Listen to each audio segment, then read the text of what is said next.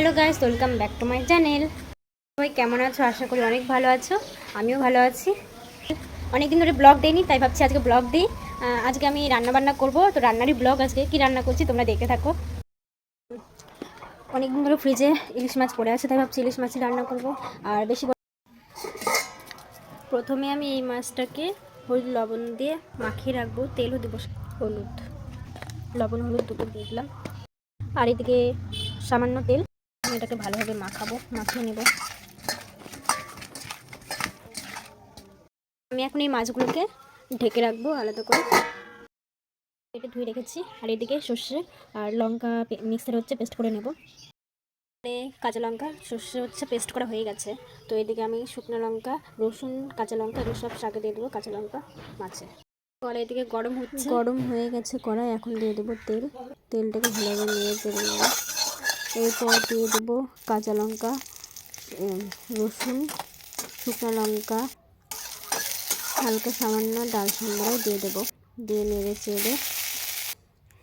চেড়ে নেব। নেড়ে চেড়ে এখন শাকগুলো দিয়ে দেবো। কড়াই দেওয়ার পর লবণ হলুদ সম্পূর্ণ আমি দিয়ে শাকটাকে ভাজতে হবে।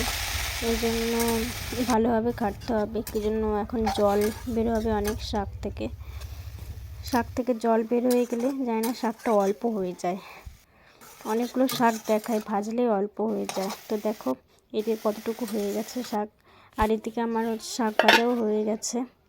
দেখো এখন আমি বাটিতে তুলে রাখবো এখন ঢেকে।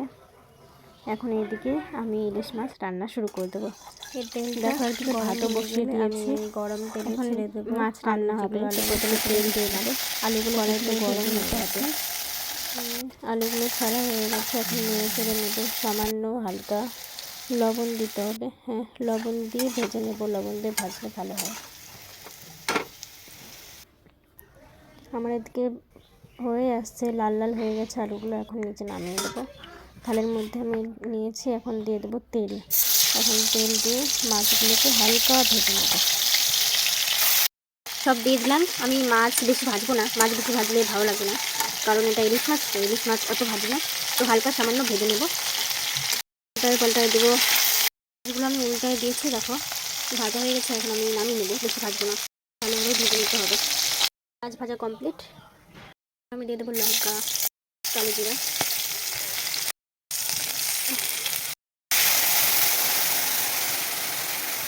আমি দিয়ে দিলাম সর্ষে লঙ্কা বাটা, হলুদ লবণ দিয়ে ভালোভাবে নেড়ে চেড়ে নেব।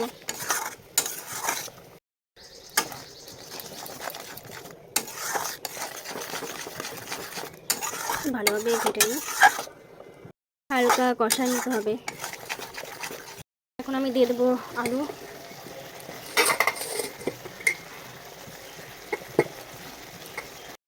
হয়ে গেছে, ভাতের মার গালা হচ্ছে।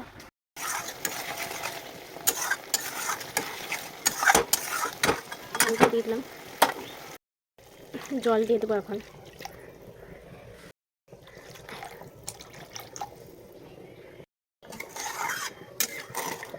ভালোভাবে ঘেটে নেব। ভালোভাবে মাছগুলো দিয়ে দেবো।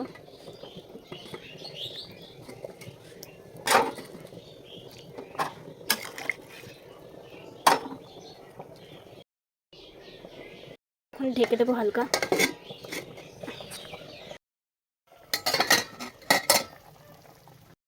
সর্ষের তেল দিয়ে দেবো হালকা।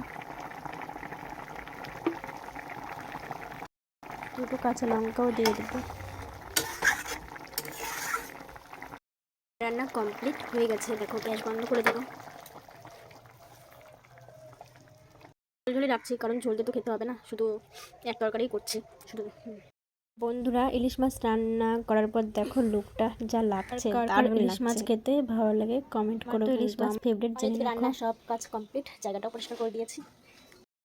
আমার মেয়েটার জন্য তাড়াতাড়ি করে রান্না আর কি। ওইদিকে কি আছে মা? মামা ওইদিকে কি? হ্যাঁ বাবা, মোবাইলের দিকে তাকিয়ে আছে। দেখো দেখো গাইস, মোবাইলের দিকে তাকায় আছে। বলো হ্যালো মিমি পিপিরা, কেমন আছো সবাই? হ্যাঁ, এক নজরে দেখেই আছে। কি দিদিদেরকে হাই বলে দিবা না? হাই বলে দাও দিদিদেরকে, সোনামা। শোনা হাই বলে দাও তুমি। হ্যাঁ, ও এতক্ষণ কোলে ছিল, এখন ওকে শোয়াই দিয়েছি। ও খেলবে বলে ও আর কোলে থাকবে না। দেখো দেখো কীরকম করছে। খেলো খেলো। ঠাম্মি অনেক আদর করার পর চলে যাচ্ছে। ঠাম্মি আমার বড় ননদের বাড়িতে যাচ্ছে। দেখো তাকিয়ে আছে কীভাবে। তো বন্ধুরা, ভিডিওটা আমি এত পর্যন্তই করছি, একে নিয়ে আর পারছি না। যাই হোক, তাও আজকে চুপচাপ আছে, এই জন্য ভিডিওটা করেছি। তো ভিডিওটা এই পর্যন্তই থাক, দেখা হবে নেক্সট ব্লগে। টাটা।